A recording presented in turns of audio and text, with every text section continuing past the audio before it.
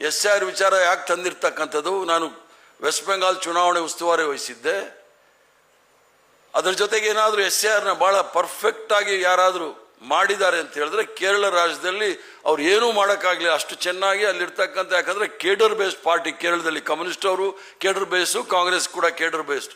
ಇನ್ನೆಲ್ಲೂ ಸಹ ಆ ಥರ ಇಲ್ಲ, ಕೇಡರ್ ಬೇಸ್ಡ್ ಇಲ್ಲ. ನಾವೆಲ್ಲ ಮಾಸ್ ಬೇಸ್ಡ್ ಪಾರ್ಟಿ ಅಂತೇಳಿ ಯಾವುದಾದ್ರೂ ಲೀಡರ್ ಹೆಸರಲ್ಲಿ ಬರ್ತಕ್ಕಂಥ ಅದು ಕಾಲ ಹೊಟ್ಟೋಯ್ತು. ಈಗ ನಾನು ಅದಕ್ಕೆ ಹೇಳಿದ್ದು, ನಮ್ಮ ಪೂರ್ವಜರು ನಮಗೆ ಸಂವಿಧಾನವನ್ನು ಕೊಟ್ಟಿದ್ದಾರೆ, ಪ್ರಜಾಪ್ರಭುತ್ವವನ್ನು ಕೊಟ್ಟಿದ್ದಾರೆ. 5 ವರ್ಷಕ್ಕೊಂದ್ಸಲಿ ಚುನಾವಣೆ ನಾವು ಬಂದಾಗ ಯಾರನ್ನು ಬೇಕು ಆರಿಸ್ಬೇಕು, ಯಾರನ್ನು ಬೇಕಾದ್ರೂ ಮಣ್ಣು ಮುಕ್ಕಿಸ್ಬೋದು. ಆದರೆ ಆ ಒಂದು ಶಕ್ತಿಯನ್ನು ಏನು ನಮಗೆ ಕೊಟ್ಟಿದ್ದಾರೆ ಅದನ್ನೇ ಮುಗಿಸ್ಲಿಕ್ಕೆ ಹೊರಟಿದ್ದಾರೆ ಭಾರತೀಯ ಜನತಾ ಪಾರ್ಟಿ ಮತ್ತು RSS ಅವರು. ಅದಕ್ಕೆ ನಾವೆಲ್ಲರೂ ಸಹ ಎಚ್ಚರ ವಹಿಸಬೇಕು. ನಾನು ಈಗಾಗಲೇ ಎಲ್ಲ ಕಡೆ ಭಾಷಣ ಮಾಡ್ತಾ ಇರ್ತೀನಿ, ಎಲ್ಲಾದರೂ ನಾವು ಎಚ್ಚರ ತಪ್ಪಿದ್ರೆ ಏನು 80 ವರ್ಷಗಳ ಸಾಧನೆ ನಾವು ಮಾಡಿದ್ದೀವಿ, ಕಾಂಗ್ರೆಸ್ ಪಕ್ಷದ ನಾಯಕರು ಮಾಡಿದ್ದಾರೆ, ಅವೆಲ್ಲವೂ ಸಹ ನಿರ್ಣಾಮ ಆಗುತ್ತೆ. ಆದ್ದರಿಂದ ತಾವೆಲ್ಲರೂ ಸಹ ಎಚ್ಚರ ವಹಿಸಿ. ನಾಳೆ 30ನೇ ತಾರೀಕಿಂದ ಪ್ರಾರಂಭ ಆಗುತ್ತೆ.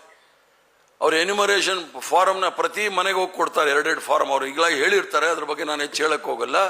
ಪ್ರತಿಯೊಬ್ಬ ಕಾಂಗ್ರೆಸ್ ಕಾರ್ಯಕರ್ತರು ಸಹ ಏನು ಇವಾಗ BLA 2 ಅಂತ ಮಾಡಿದ್ದಾರೆ, ನೀವು ಆ BLO ಜೊತೆಗೆ ಹೋಗಿ, ಅಥವಾ ಅವರು ನಿಮ್ಮ ಜೊತೆಗೆ ಕರ್ಕೊಂಡು ಹೋಗಿಲ್ಲ ಅಂದರೆ ಕೆಲವು ಸಂದರ್ಭದಲ್ಲಿ ಕೆಲವರು RSS ಪರ ಇರ್ತಕ್ಕಂಥ BLOಗಳು ಸಹ ಇರ್ತಾರೆ.